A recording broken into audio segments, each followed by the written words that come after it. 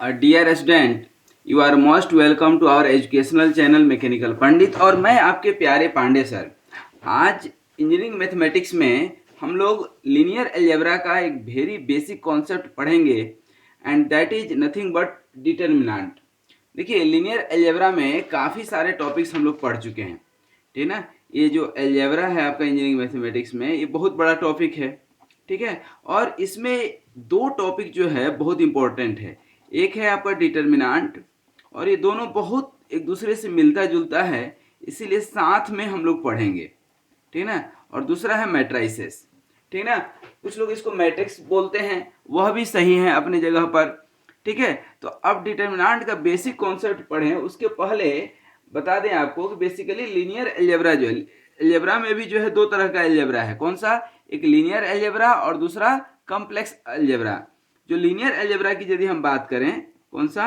Linear algebra की बात करें, तो बेसिकली लीनियर अलजेब्रा में आपको बहुत सारे टॉपिक्स पढ़ने हैं, जैसे डिटर्मिनेंट्स है, कोफैक्टर्स है, लैप्लास एक्सपेंशन है, प्रॉपर्टीज ऑफ डिटर्मिनेंट्स है, मल्टीप्लिकेशन ऑफ डिटर्मिनेंट्स है। तो ये सारी चीज़ें धीरे धीरे हम लोग पढ़ेंगे। तो बेसिकली लीनियर अलजेब्रा क्या है कि लीनियर सिस्टम को इंटर रिलेट करता है। और यदि डिटर्मिनेंट्स की बात करें, इसमें डिटर्मिनेंट्स की बात करें जो आज का हमारा टॉपिक है, तो basically determinant were first introduced for solving the linear system and have important engineering application in system of differential equation. Differential equation में है, डिफरेंशियल इक्वेशन हर ब्रांच में, चाहे इंजीनियरिंग की कोई भी ब्रांच हो, हर जगह जरूरत पड़ती है। दूसरा कि कॉम्प्लेक्स इक्वेशन को सॉल्व करने के लिए भी डिटर्मिनेंट्स का हेल्प लेते हैं।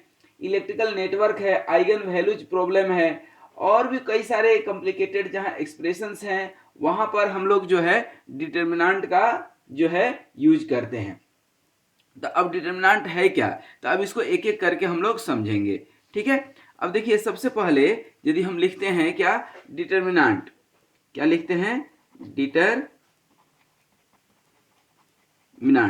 अब डिटर्मिनेंट्स का बेसिकली कॉन्सेप्ट क्या है कि कोई भी एक्सप्रेशन हो आपको अलजेब्रा में कुछ इस तरह से a1 a2 b1 b2, तो ये कहलाता है डिटर्मिनेंट।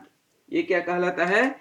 डिटर्मिनेंट, ठीक है ना। और चूंकि इसमें दो है रो या दो कॉलम है, तो it is called second order determinant. इसको क्या बोलते हैं? Second order determinant. एक एक चीज समझते जाइएगा। सेकेंड ऑर्डर डिटर्मिनेंट, ठीक है।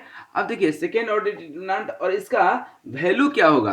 अच्छा, इस a1 b1 a2 b2 ये सब क्या कहते हैं? Element of the determinant, element of determinant. अच्छा, कुछ बच्चे क्या है कि डिटर्मिनेंट में और मैट्रिक्स में कंफ्यूज रहते हैं, ठीक ना। यहाँ पर एक चीज ध्यान देना है कि ये क्या है, आपका डिटर्मिनेंट है, और यदि हम इसी को कुछ ऐसा कर देना a1 a2 b1 b2, तो देखिए ये ब्रैकेट टाइप से ऐसा कुछ दिखेगा, इसी को हम लोग बोलते हैं मैट्रिक्स, जिसका कॉन्सेप्ट अभी हम 3-4 वीडियो के बाद पढ़ेंगे, ठीक है ना। आई थिंक लेक्चर नंबर वो आपका 7 होगा, ठीक है। तो ये मैट्रिक्स है। और यदि सिंपल लाइन खींच देते हैं a1 b1 a2 b2, इसको हम लोग बोलते हैं डिटर्मिनेंट, ठीक है। आप बोलेंगे सर मैट्रिक्स से आप नहीं पढ़ाएंगे क्या? बिल्कुल पढ़ाएंगे, लेकिन इसको समझने के लिए डिटर्मिनेंट को समझना बहुत जरूरी है। इसीलिए अभी 3-4 लेक्चर हम लोग जो है, लेक्चर नंबर ये जैसे हमारा 5 हो गया, इसी तरह से आगे बढ़ते जाएंगे, तो उसमें हम लोग पढ़ेंगे क्या, डिटर्मिनेंट तो पढ़ लेंगे। उसके बाद मैट्रिक्स जब पढ़ेंगे तो मैट्रिसेस के किसी भी क्वेश्चन को विदाउट डिटर्मिनेंट सॉल्व करना इट इज वेरी टफ, तो हम लोग वहां भी पढ़ेंगे, ठीक है। अब ये एलिमेंट ऑफ द क्या हो गया आपका? Determinant. This is called element of the determinants. तो इसमें कितने आपके एलिमेंट्स हो गए? 1 2 3 4, there are 4 elements of the determinant. अब दूसरा चीज, यदि इसी को, इस वाले पार्ट को आप देखते हैं, इसको हम लोग बोलते हैं रो। क्या बोलते हैं? रो। और इधर से जब आप देखते हैं इस पार्ट को, तो क्या बोलते हैं? कॉलम। यहां देखिए, एक रो और second row, there are 2 row and there are 2 column, है या नहीं? तो 2 row and 2 column, so it is called second order, ठीक है। अच्छा, इसका वैल्यू निकालना हो, जैसे इसका वैल्यू निकालना हो तो कैसे निकालते हैं? a1 b2, ध्यान दीजिएगा, इसको a1 b2 cross minus A2B1। अभी माइनस कहाँ से आ गया ये हम आपको बताएंगे, ठीक है। ठीक उसी तरह से जैसे हम इसको थोड़ा सा और बढ़ा दें, क्या हो गया, ये आपका A1 A2 A3 हो गया, B1 B2 B3 हो गया, C1 C2 C3 हो गया। अब इसको बोलते हैं थर्ड ऑर्डर डिटर्मिनेंट। क्या बोलते हैं इसको, थर्ड ऑर्डर डिटर्मिनेंट। देख लीजिए आपके सामने है। अब इस थर्ड ऑर्डर डिटर्मिनेंट को जो है कैसे सॉल्व करते हैं वो देखें, उसके पहले समझिएगा इसको क्या बोलते हैं आप, इसको क्या बोलते हैं आप, रो। ये जो आपका गया, ये जो पूरा का पूरा क्या हो गया, रो, और ये क्या हो गया, कॉलम। तो देयर आर 3 रोज, है कि नहीं, 3 रोज एंड जो है 3 कॉलम, ठीक है। और इसी को अब हम जब जनरलाइज करेंगे तो क्या बोलेंगे, ith row and jth column, ठीक है। अब इथ रो जेथ कॉलम कहां से आ जाएगा, जैसे ये आपका A1 A2 and so on करते करते AN तक जाता है, उसी तरह से ये B1 C1 इस तरह से होते होते ये आपका जो है आपका A1 A2 इस तरह से आया ना, तो ये आपका जो है यहाँ पर L1 मान लीजिए या LN मान लीजिए, इधर B2 and so on BN तक जाएगा। इसी तरह से ये इधर आपका जो है जो भी आएगा L माने हैं तो LN तक जाएगा कि नहीं। तो ये हो गया आपका क्या, डिटर्मिनेंट ऑफ nth ऑर्डर। इसको क्या बोलेंगे, डिटर्मिनेंट ऑफ n ऑर्डर। ये क्या हो गया, n ऑर्डर, ठीक है। तो यहाँ पर बेसिकली जब नंबर ऑफ एलिमेंट्स देखेंगे तो इधर भी n है और इधर भी n है, दोनों साइड n है कि नहीं। तो there are n square element. यहाँ पर कोई पूछता है कि नंबर ऑफ एलिमेंट्स बताइए, क्या बताइए, नंबर ऑफ एलिमेंट्स, तो कितना हो जाएगा, n square. Number of elements कितने हो गए, n square. And this n square element is arranged in the form of square along the n rows and n column. देखिए n कॉलम है कि नहीं। अच्छा, इसमें जो ये A1 है, B2 है, इस तरह C3 आएगा, इधर आपका D4 आएगा, इस तरह से चलते जाएगा कि नहीं। तो ये जो कॉलम्स होते हैं ना, ये जो कॉलम्स होते हैं इस तरह से, सॉरी डायगोनल, ठीक ना। तो ये लीडिंग डायगोनल बोलते हैं या प्रिंसिपल डायगोनल बोलते हैं, इसको क्या बोलते हैं, प्रिंसिपल डायगोनल, इसको क्या बोलते हैं, प्रिंसिपल डायगोनल, ठीक है। तो अब ये डिटर्मिनेंट का कॉन्सेप्ट समझे। अब इस डिटर्मिनेंट के कॉन्सेप्ट में ही हम लोग समझेंगे क्या क्या समझेंगे हम लोग, माइनर्स किसको बोलते हैं और कोफैक्टर्स किसको बोलते हैं। क्या माइनर्स, अब देखिए कोई भी आपके सामने है ये, ठीक है, ये आपके सामने। अब इसका हम लोग देखेंगे क्या, माइनर्स, और इसी को बोलते हैं हम लोग कोफैक्टर्स, कोफैक्टर। अब माइनर और कोफैक्टर क्या होते हैं दोस्तों, तो देखिए कोई भी जो है डिटर्मिनेंट है, ठीक है, तो यदि डिटर्मिनेंट का पर्टिकुलर एलिमेंट के अलोंग आप जो है रो और कॉलम को डिलीट कर देते हैं विच intersect that element, for example A1 B1 C1 A2 B2 C2 A3 B3 और C3, ठीक है। ये आपका क्या है, डिटर्मिनेंट है। अब इसका यदि हमें निकालना हो क्या क्या निकालना है, माइनर, ठीक है। माइनर इसका निकालना हो किसका, A1 का। तो A1 के इधर वाले को और इधर वाले को डिलीट कर देंगे तो बचेगा क्या आपका, B2 C2 B3 C3, ठीक है, ये आपका बचा। अब इसी तरह से B2 का मान लीजिए निकालना हो क्या, तो लिखेंगे minor of B2। Minor of B2 निकालिएगा तो B2 का ये और ये कैंसिल हो जाएगा तो क्या बचेगा, A1 A3, देखिए यहाँ पर A1 A3 और इधर C1 और C3, A1 A3 C1 and C3। आप किसी का भी निकाल सकते हैं, C3 का ही मान लीजिए निकालते हैं, एक दो और आगे बढ़ा देते हैं, माइनर ऑफ C3, C3 का निकालेंगे तो ये कैंसिल और ये कैंसिल, तो बचेगा क्या, A1 A2 और इधर B1 B2, ठीक है। अच्छा, अब इसमें सिंबल भी आते हैं, तो सिंबल अब बताएं। तो अब बात करते हैं कोफैक्टर की। ये तो माइनर हो गया। कोफैक्टर क्या होगा? तो cofactor of any element in a determinant is its minor with the proper sign. अभी तक इसमें कोई साइन प्लस माइनस अभी हम नहीं डिस्कस कर रहे थे, but there will be sign. अब साइन कैसे आएगा तो ध्यान दीजिएगा, ठीक ना। किसी भी एलिमेंट में जब हम माइनर निकालेंगे तो उसके पहले साइन आएगा। कैसे साइन आएगा? तो साइन जो आता है, साइन, ठीक ना, या ऐसे लिखेंगे minor with sign is called cofactor, is cofactor. अब किसका?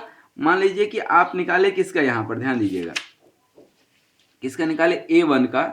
तो A1, इसका सिंबल A1 का यहाँ निकाले हैं ना, तो यहाँ प्लस होगा कि माइनस होगा कैसे मालूम? आपको नहीं मालूम है। यहाँ B2 का निकाले हैं तो प्लस होगा कि माइनस होगा नहीं मालूम। यहाँ C3 का निकाले हैं तो प्लस होगा कि माइनस होगा नहीं मालूम। तो इसका फॉर्मूला है कि -1⁻I+J,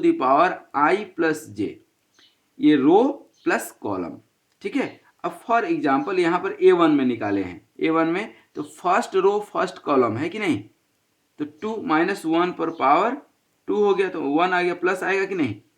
उसी तरह से B1 पे निकालेंगे तो रो कौन सा है? पहला, और कॉलम कौन सा है? 2, तो 2 + 1, तो -1 पहला रो और प्लस दूसरा कॉलम, तो कितना हो गया? -1 हो गया कि नहीं। तो जब B2 का निकालेंगे तो क्या आएगा? माइनस आ जाएगा। ध्यान दीजिए। C3 का निकाल रहे हैं अभी हम, ठीक ना। तो C3 में क्या होगा? फॉर C3 तो -1, अब कौन सा है यहाँ पर? Third row and third column, third row plus third column, तो कितना होगा? -1⁻6 क्या होगा? 1 होगा, मतलब यहाँ पर कौन सा साइन होगा? प्लस, ठीक है। तो अब मुझे लगता है कि अब यहां पर दिक्कत आपको नहीं हो सकता है, ठीक है। जैसे हम मान लीजिए कि C2 का निकालते हैं, कोफैक्टर ऑफ, क्या बोलते हैं इसको? कोफैक्टर ऑफ C2, ठीक है। यहाँ पर सबसे पहले प्लस लेंगे कि माइनस लेंगे, तो दिमाग में रखना है कि क्या है? सेकेंड रो है एंड थर्ड कॉलम है, second row and third column, तो 2 + 3 क्या होगा? 5, -1⁵ क्या होगा? माइनस, तो यहाँ पर माइनस सिंबल आ जाएगा। 1 तो साइलेंट रहता है, और C2 का कोफैक्टर क्या हो जाएगा? यहाँ पर जो है आपका A1 A3 और इधर B1 B3, क्योंकि इसका रो और कॉलम दोनों गायब हो जाएगा और माइनस सिंबल आ जाएगा। माइनस कहाँ से आया? इससे। तो ये वाली फॉर्मूला जो है आपको बहुत अच्छे से याद रखना है कि -1 क्या होता है? I+J, ठीक है। अब दूसरा एक जो है पढ़ेंगे concept, that is called basically Laplace expansion, ठीक ना। लाप्लास एक्सपेंशन, ये लाप्लास एक्सपेंशन क्या है थोड़ा सा देखिए।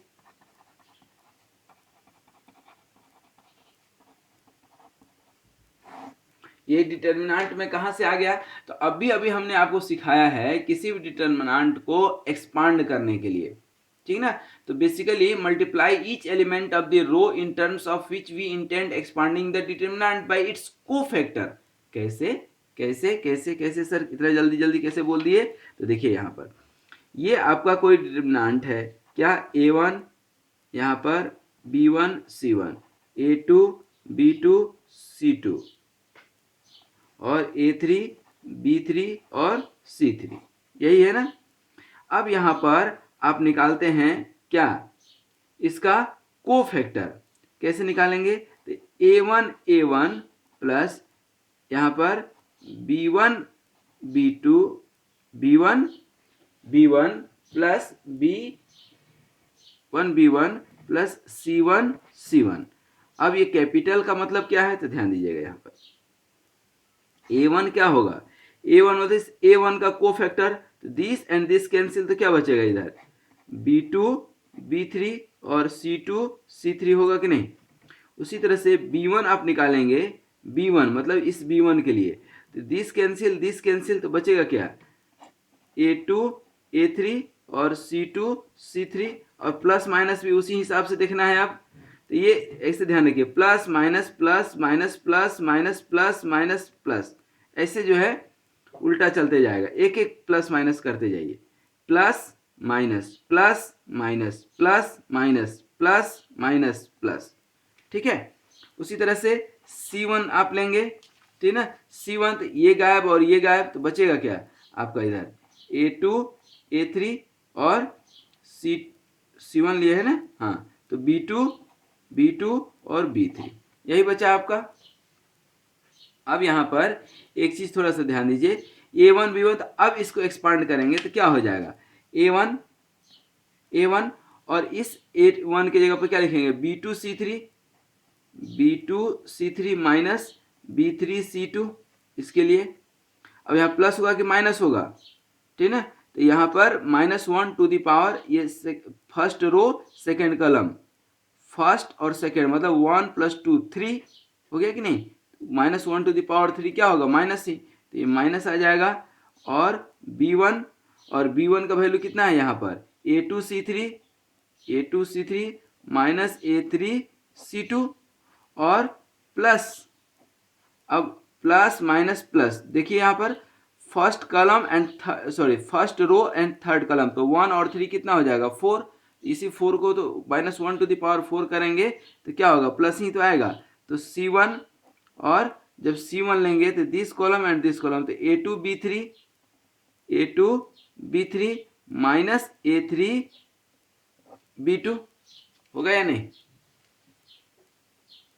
देख लीजिए। तो this is called basically Laplace expansion. तो ये लैप्लास एक्सपांसन किसके लिए, सिर्फ इसके लिए हम निकाले हैं अभी, किसके लिए निकाले हैं, इसके लिए निकाले हैं, ठीक है। तो ये जब भी आपको कोई डिटरमिनेंट को इससे सिंबल से इंडिकेट करते हैं तो डिटरमिनेंट निकालना हो तो इस तरह से आप निकाल सकते हैं। उसी तरह से सेकेंड रो के लिए भी आप निकाल सकते हैं, A2 B2 C2 सबका कोफैक्टर्स निकालेंगे, ठीक है। अब थर्ड रो के लिए भी निकाल सकते हैं, सबके लिए निकाल सकते हैं। तो द सम ऑफ बेसिकली, तो अब जो है यहाँ पर Δ1 निकालेंगे, तो ये A1 plus B1 plus C1 उसी तरह से Δ2 भी निकालेंगे, क्या सेकेंड रो के लिए A2 plus B2 plus C2 और C2 और Δ3 भी निकालेंगे, क्या A3 plus B3 plus C3 और C3, ये निकाल लिए। अब यहाँ पर जिसको भी आप निकालना चाहें आप निकाल सकते हैं, ठीक है। अब इसमें एक इंपॉर्टेंट फार्मूला है, ये ध्यान रखिएगा। फार्मूला ये है कि इन जनरल किसी का भी अब जब निकालते हैं इस तरह से एक्सपांड करते हैं, ठीक है, ये डेल्टा इक्वल टू जब आप निकालते हैं तो फर्स्ट रो के लिए निकाले हैं, लेकिन जब आप इन जनरल जब भी होगा A जो है AJ, तो देखिए AJ मतलब क्या, AJ इथ कलम जेथ रो क्या आएगा प्लस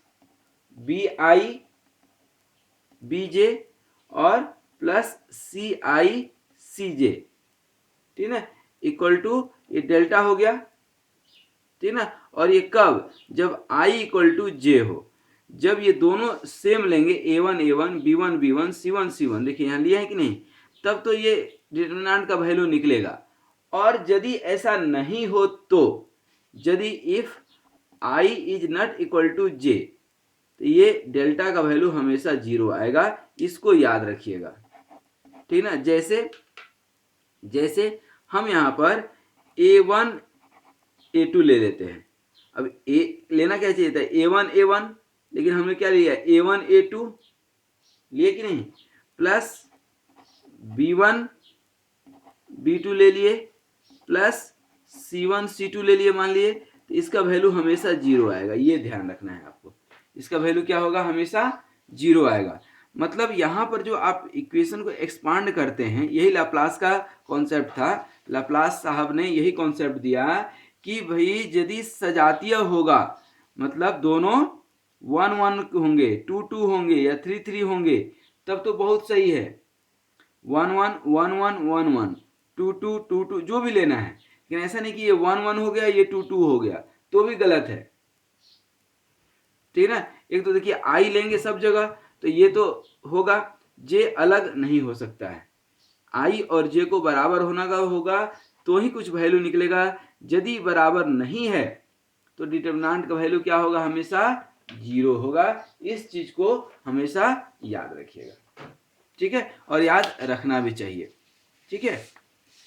तो ये था दोस्तों क्या, minor, cofactor and Laplace expansion हमने बताया, ठीक है ना। डिटर्मिनेंट का कॉन्सेप्ट हमने आपको बताया। अब हम लोग देखेंगे प्रॉपर्टीज ऑफ डिटर्मिनेंट्स। क्या देखेंगे, प्रॉपर्टीज ऑफ डिटर्मिनेंट, ठीक है, जो बहुत इंपॉर्टेंट प्रॉपर्टीज है उसको इसमें प्रॉपर्टीज ऑफ डिटर्मिनेंट्स। तो अब जो डिटर्मिनेंट्स आपने देखा, डिटर्मिनेंट हर आदमी का, इंसान का, जानवर का एक प्रॉपर्टी होता है, एक गुण होता है, उसका एक कैरेक्टर होता है। ठीक उसी तरह से जो डिटर्मिनेंट्स हैं इनका भी कुछ गुण होगा, कुछ प्रॉपर्टी होगा, इनका कुछ कैरेक्टर होगा अपना। क्या है कैरेक्टर, तो यहाँ पर हम एक एग्जाम्पल के तौर पर ले लेते हैं, ठीक है ना। टेक एन एग्जाम्पल, यही A1, A2 और A3, B1, B2, B3, C1, C2, C3। ध्यान रखिएगा कि हम भले A1, A2 थर्ड ऑर्डर लिए हैं, लेकिन ये सबके लिए सही है, सिर्फ इसके लिए नहीं, सबके लिए सही है, कोई दिक्कत नहीं है। तो प्रॉपर्टी नंबर 1, ठीक ना, तो प्रॉपर्टी 1 लेंगे। फर्स्ट प्रॉपर्टी ये है कि इसको हम एक्सपांड कर सकते हैं इजीली। कैसे एक्सपांड करेंगे, तो एक एक्सपांड कर रहे हैं, आप देखिएगा यहाँ पर क्या हो गया, A1, अब ये रो और कॉलम गायब, तो क्या होगा, इसीलिए मैं कर रहा हूँ ताकि आप सीख पाएं। B2C3 माइनस B3C2 हो गया कि नहीं, माइनस प्लस माइनस B1, अब ये और ये गायब हो गया तो बचा क्या, A2 A3 C2 C3, तो A2 C3 minus A3 C2, A2 C3 minus A3 C2। अब क्या हो जाएगा, C1 प्लस माइनस फिर प्लस C1 लेंगे तो ये और ये गायब, तो क्या होगा, A2 B3 minus A3 B2, plus ले लिए तो अब माइनस फिर आएगा, माइनस A2 और A2 लिए तो ये और ये गायब, तो क्या बचेगा, B1C3। ध्यान दीजिएगा, B1C3 माइनस B3C1, फिर A2 ले लिए आप, B2 लीजिए तो अब माइनस ले लिए तो क्या हो जाएगा, प्लस B2 लिए तो ये और ये गायब, तो क्या बचेगा, A1C3 माइनस A3C1 माइनस क्या बचेगा, B2 ले लिए तो अब C2 का आइए,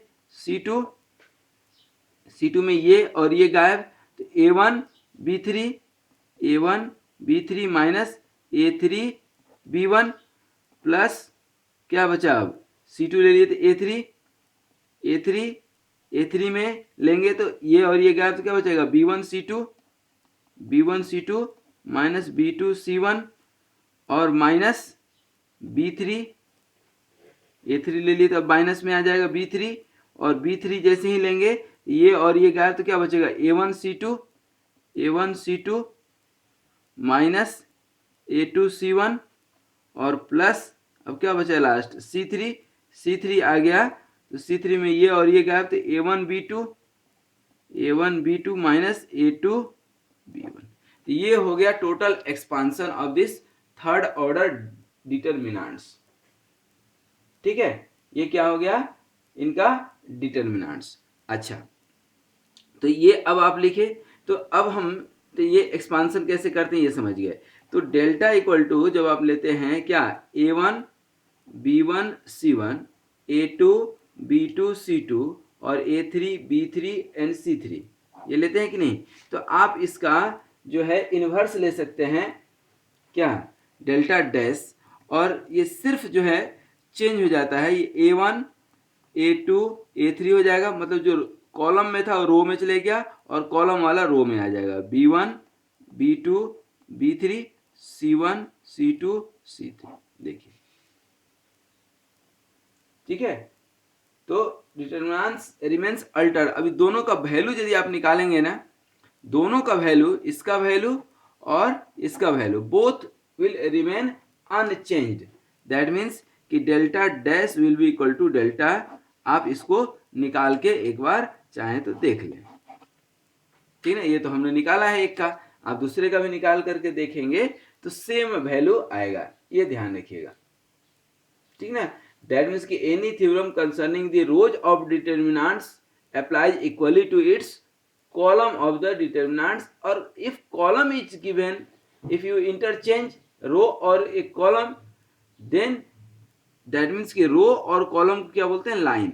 तो आप रो को कॉलम में या कॉलम को पर्टिकुलर रो में चेंज कर देते हैं, it will remains unchanged, it's final magnitude will remain unchanged, ठीक है।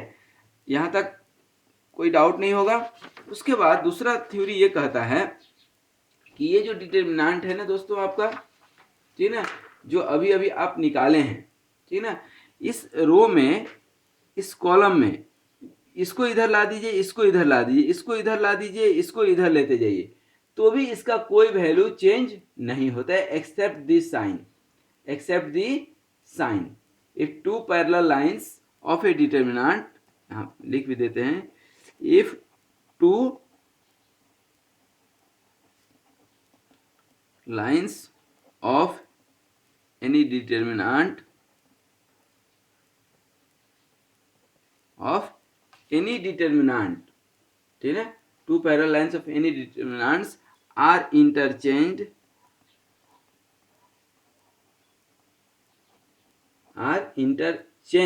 retain its numerical value, retain its same numerical values with change of sign। अब चेंज ऑफ साइन मतलब क्या, प्लस से क्या होगा, माइनस हो जाएगा, और कुछ नहीं। प्लस से क्या हो जाएगा, माइनस हो जाएगा। आप एक चेंज करते हैं, A1 इधर है, B1 इधर है, तो इसको जब हम इधर ले जाएंगे, मान लीजिए कि ये आप जो है चेंज कर दिए, क्या हो गया, B1 B2 और B3, A1 A2 A3 C1 C2 C3, यही रह गया। तो अब इसमें साइन चेंज हो जाता है। साइन क्या चेंज हो गया कि -1 टू द पावर m कर देते हैं, मतलब नंबर ऑफ लाइन्स चेंज। तो नंबर ऑफ लाइन कितना चेंज किया, सिर्फ एक चेंज किया, तो -1 टू द पावर क्या हो गया, 1, ठीक है। तो इसके साथ अब माइनस आ जाएगा। मान लीजिए कि इस B1 को इधर रखे, अब फिर हम C1 को इधर रख देते हैं सेकेंड टाइम, ठीक ना। सपोज कर लीजिए कि अब इसको हम रखना चाहते हैं C1 C2 C3, इसको B1 से रिप्लेस कर रहे हैं, तो A1 A2 A3 और इधर आ गया B1 B2 B3, ठीक ना। तो अब ये -1 टू द पावर क्या हो गया, दो चेंज हो गए, एक तो इधर चेंज किए थे, अब फिर चेंज करते -1 टू द पावर 2 हो जाएगा, तो मतलब क्या हो गया, प्लस सिंबल। ये ऐसा हो कि C1 C2 3 यहाँ लिए, ये B1 B2 3 यहाँ लिख देते हैं, और A1 A2 तो डबल चेंज हो गया यहाँ पर, ठीक ना। तो इस तरह से आप इंटरचेंज कर सकते हैं, ठीक है। एक डिटर्मिनेंट, थर्ड प्रॉपर्टी क्या कहता है कि determinant vanishes if two parallel lines are identical. यदि, यहां लिख भी देते हैं, if two parallel lines are identical then value of the determinant will be 0। ध्यान दीजिएगा, अब डिटर्मिनेंट का वैल्यू 0 कहां से हो गया और क्यों हो गया दोस्तों।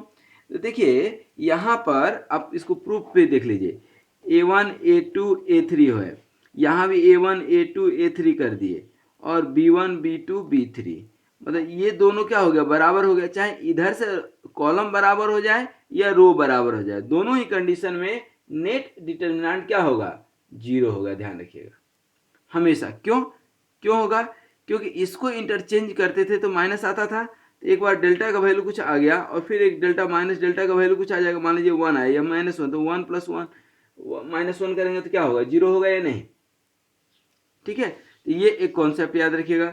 फोर्थ कॉन्सेप्ट ये कहता है कि किसी भी नंबर से आप इसको मल्टीप्लाई करते हैं तो that will be multiplied by the whole determinant. For example, ये आपका a1 a2 a3 है, b1 b2 b3 है, और ये c1 c2 c3 है। ठीक है, इसको कोई वैल्यू p से आप मल्टीप्लाई करते हैं तो ये जाएगा तो सबके साथ चले जाएगा, किसी भी एक के साथ जाएगा, ऐसा नहीं कि तीनों के साथ जाएगा। तो आप ऐसे लिख दीजिए, या जो है p को बाहर लेकर के लिख दीजिए। ठीक है ना। सिमिलरली आप k से भी कर सकते हैं। मान लीजिए कि कोई k है और a1 b1 c1 है, a2 b2 c2 है, a3 b3 c3 है। ठीक है, तो आप इसको जो है अलग अलग नहीं करना है, किसी में भी a1 b1 c1 और k को यहाँ ले लीजिए, जहाँ भी होगा पूरे के साथ होगा k c2 और a3 b3 c3, किसी एक के साथ ही चले जाएगा। या इसके साथ नहीं करना है ना आपको, तो आप क्या कर लीजिए, simple k a1 k a2 k a3, फिर इधर b1 b2 b3 c1 c2 c3, कहीं भी एक जगह आएगा, एक मल्टीप्लायर, ठीक है ना, एक के साथ आएगा। दैट मीन्स कि if two parallel lines be such that the elements of one are equimultiples of elements of other, the determinants again vanishes। ये जो है छोटे छोटे कॉन्सेप्ट है, लेकिन अपने को याद रखना है। अपने को क्या रखना है, याद रखना है।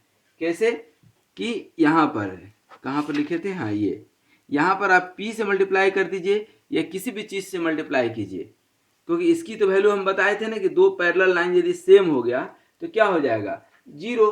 तो इसका मतलब कि इसका भी वैल्यू क्या होगा, जीरो ही होगा। ठीक है।